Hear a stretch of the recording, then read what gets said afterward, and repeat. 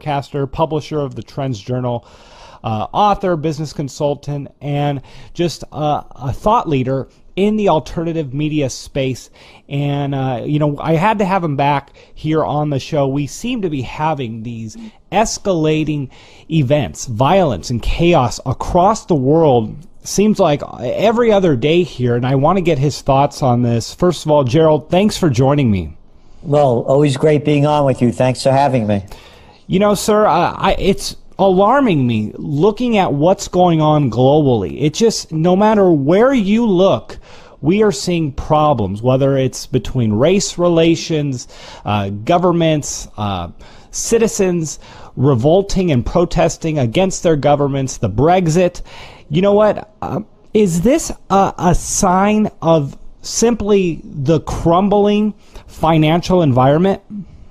That's a big part of it. You know, as I always say, when people lose everything and have nothing left to lose, they lose it. Mm-hmm. And that's what we're looking at now. We also have an atmosphere of violence that was created in part, to a very large part, by the United States in the launch of the war on terror, going back to following 9/11. And, you know, they came out with a report. This is a trend tracking tip, by the way. What they do in the government is they issue information that they don't want the people to see, but are somehow obligated to release it, either just before a holiday or on a Friday afternoon. Friday afternoon, all the major media, in the print media particularly, they're gone by 2 in the afternoon. They're closed down for the weekend. Saturday is the least watched and read newspaper day of the week. So this past week, they released that 28 pages from the 9/11 Commission that they've been holding back. And while it's heavily redacted, it shows proof positive that the Saudis are very involved in this. I don't have the exact number in front of me, but to the best of my recollection, it's about 15 of the 19 or 17 attackers that brought down the World Trade Center and hit the Pentagon were Saudis. Mm. Oh, they were? Why did we invade Afghanistan? Why are we there after now for nearly 16 years? Well, go answer that question, please, sir. What? Please answer that question. How come we didn't invade Saudi Arabia? Read the report. All the information's there. Mm-hmm. It shows you how the Saudi intelligence is working with these people. Right. A lot of misdirected anger out there. So when you're asking me about what's going on globally, in trend forecasting, you keep putting the pieces together. So then they launched the Iraq War based on lies. The fact was that Saddam Hussein never had weapons of mass destruction and ties to Al-Qaeda. They came out with the Chilcot report out of the UK, out of the news, that Tony Blair, in fact, knew it as well, and dismissed those people that tried to push forward the lies that they were being told and saying this isn't true.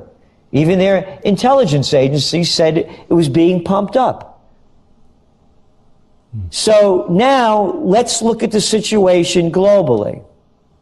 Oh, I forgot the Libyan war. You remember that, Kenneth? Mm-hmm.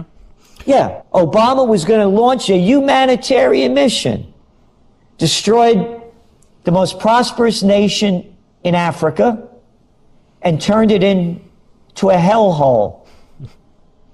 Yeah. Total destruction of the place, chaos. The people that they armed, those moderate rebels, now they armed them to go into Syria. Over 300,000 dead Syrians, over 1 million dead Iraqis, hundreds of thousands of dead Afghans. What, a Syrian refugee crisis? They have about 4 million people that have left the country. So, Let's go back to the global destabilization. We saw what just happened in Turkey. Isn't Turkey behind overthrowing Assad and supporting those moderate rebels in Syria? Yep. And isn't Turkey, after Erdogan's party lost their dominance a year ago, June, launches a war against those Kurdish separatists? Mm-hmm. Oh, and then let's go back to France. Go back to our Trends Journal, the winter edition. 2013. Under the France invades Mali. The Mali civil war, which has already turned 300,000 of its citizens into refugees, is but one of the many conflicts in the region. In response, the rebels sent a loud message that could be heard around the world. This is from the Christian Science Monitor, the headline. Mali Islamists threaten to retaliate at the heart of France. Today they threaten payback.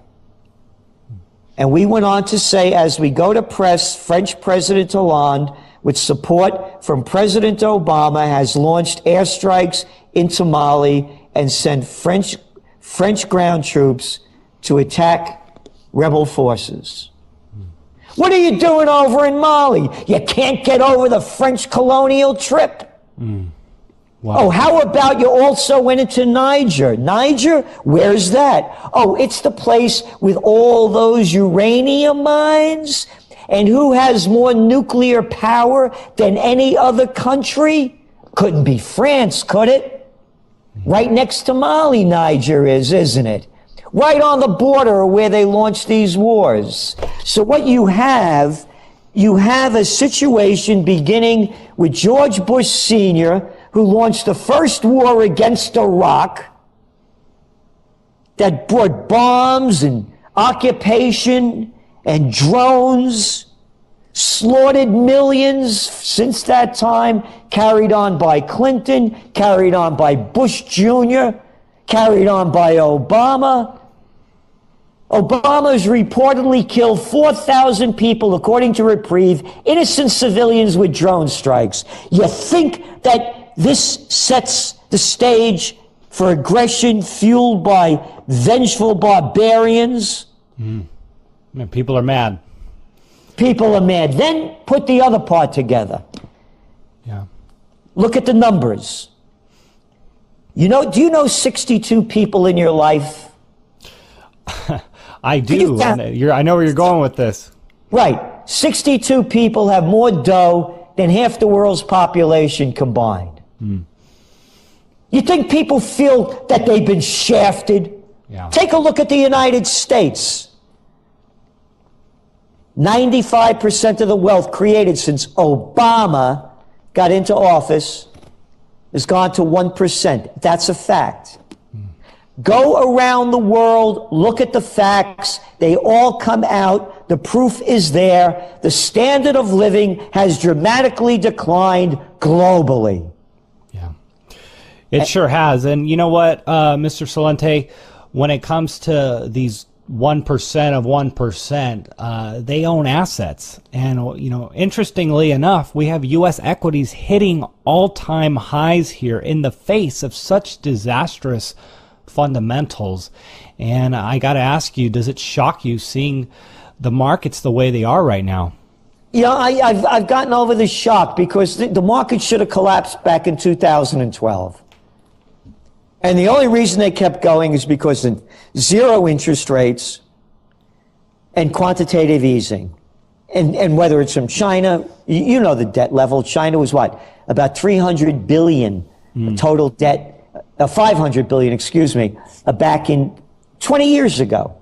Yeah. Today it's 30 trillion. You look at what happened in Europe with negative interest rates, with zero interest rate policy, and now they're buying corporate bonds as well as government bonds with quantitative easing. Look at Abenomics. Despite 2 rounds of it, now 3 rounds on the line, the country goes in and out of recession, and real wages continue to decline. Well, the markets keep growing. So why is the money flowing into U.S. markets? There's nowhere else to put it. Period, paragraph. You look at what's going on, the stock outflows of the European markets are hitting records again.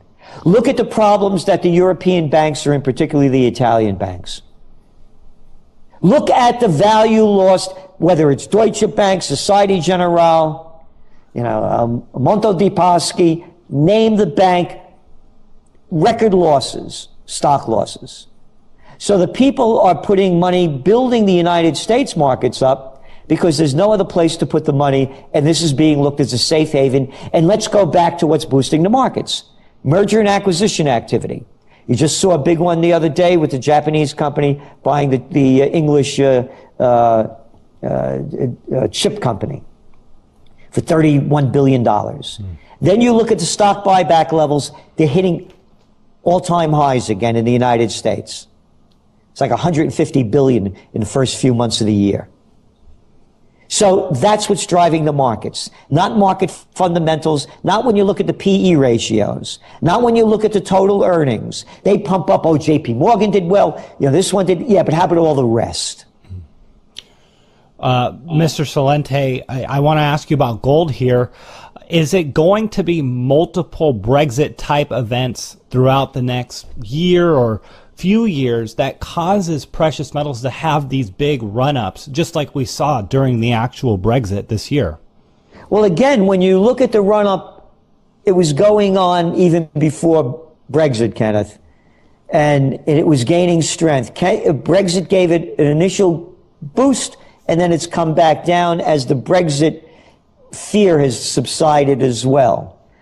However, what you said is very important, because you're looking at other Brexit votes coming out of Italy, out of France, and other countries, Denmark.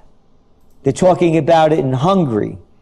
So if you see more Brexit, particularly in Italy and France, then you're looking at something very significant, because the UK has the pound, the British pound.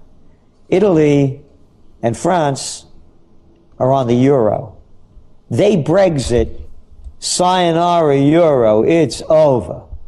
The eurozone collapses. And again, what the people, the Brexit is very important, because this showed that the people have power. And that's what the people failed to realize. They let a bunch of jerks rule their lives and run and ruin them. They like to call them presidents, prime ministers, senators, congressmen, chancellors, and whatever other stupid name you can make for a slime ball that uses the word politician to cover up how disgusting they really are. Mm-hmm. So what you saw with Brexit was, despite all of the propaganda coming from, whether it was Obama going over there, whether it was Abe from Japan going to the UK, whether it was the IMF, you name it, all of Wall Street telling the people the world was going to come to an end if they Brexited. The UK told the EU, F you. Mr. Celente, the power is in the people. Mr. Celente, what will you expect to break the back of the U.S. economy if it continues to receive this artificial support from the rest of the world collapsing, all at once and flooding into the U.S.? As long as they keep building the equity markets, the Ponzi-nomics will continue to flourish. It's the end of story. It's the beginning and the end of it. Because the equity markets are the variable that the mainstream society uses as a means of success or failure. So as long as that money keeps flowing in, and as long as equity prices keep rising, and it'll keep the Ponzi scheme going. When that stops, and you never know when, that's when it comes down. But even, Kenneth, when it comes down, they're going to come out with a new round of quantitative easing or some other Federal Reserve / government scheme undreamed of. Yeah. I mean, TARP, remember that one? Too big to fail. Who made that up? That you don't have too big to fail in capitalism. one after another. Negative interest rates. You're looking now at over $12 trillion worth of bonds are paying negative yields. Yeah. So I ask people, they say, why do you believe gold will go up? I said, well, why don't you buy a negative yield bond? This way, in 20 years, when you cash it in, you're guaranteed to get less than what you bought the bond for. It makes perfect sense to somebody that thinks like that. As for me, I say to them, you think gold will go up in 20 years? Yeah. Yeah, you know what, Mr. Celente, what should people be preparing for then as some concluding thoughts to this interview? When all else fails, they take you to war. Look how they use these terrorist strikes to rob people of their rights in France and everywhere else, particularly here in the USSA. You could get like the guy used a truck. What are you going to do? You want gun? You're going to ban guns? How are you going to ban trucks? You're going to ban dirty bombs? No, that's not going to stop it. The only thing that will stop it is stop these wars, stop slaughtering people, stop the hatred from growing. Anybody hear of the word morality? How about doing unto others as you would have them do unto you? So prepare for the worst as long as you keep hearing these politicians. You heard Trump trumpet out, well, we're going to get a world war. We're going to a declaration of war. Declaration, what are you going to do? Kill more people? When you have no business being in these countries in the first place? And when I love these little boys like Trump, with a pair of cojones the size of mothballs. This is a guy that went to military school because he was so out of his mind. I'm the same age. That used to be the biggest threat you could get. You little SOB, my parents would say, if you keep it up, you're going to military school. Because you were so out of control. How come he didn't go fight after that? But he'll send your son to fight. He'll send you to fight. You don't think he'd send his little boys and girls to fight. You don't think Hillary Clinton, talking all other blood on her hands, would send her grandchildren or her daughter or her son-in-law to go fight? So that's what I'm leaving the people with. If we don't have peace, they're going to take us to war. And they're going to make up some BS story as crappy as it was with Saddam Hussein has weapons of mass destruction, and we got to kill all them Taliban because Osama bin Laden is over there. And again, we write about the facts. You listen to George Bush's speech, that murderer, that should be brought up on war crime tribunals, along with the rest of them. You listen to his speech. Listen to his speech the evening of 9/11 and 9 days later when he addressed the nation. Not one fact in it.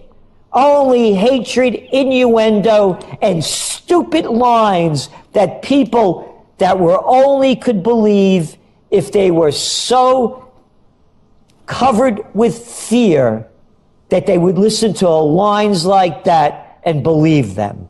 So what we're saying is occupy peace. And go to our website, occupypeace.us. This is an action plan for peace. This is an oming or praying for peace. This is to bring peace on earth. Because if we don't stop this, Kenneth, as I said, when all else fails, they take you to war. This is a replay of 1929's. You had the 29 crash, the Great Depression, currency wars, trade wars, World War.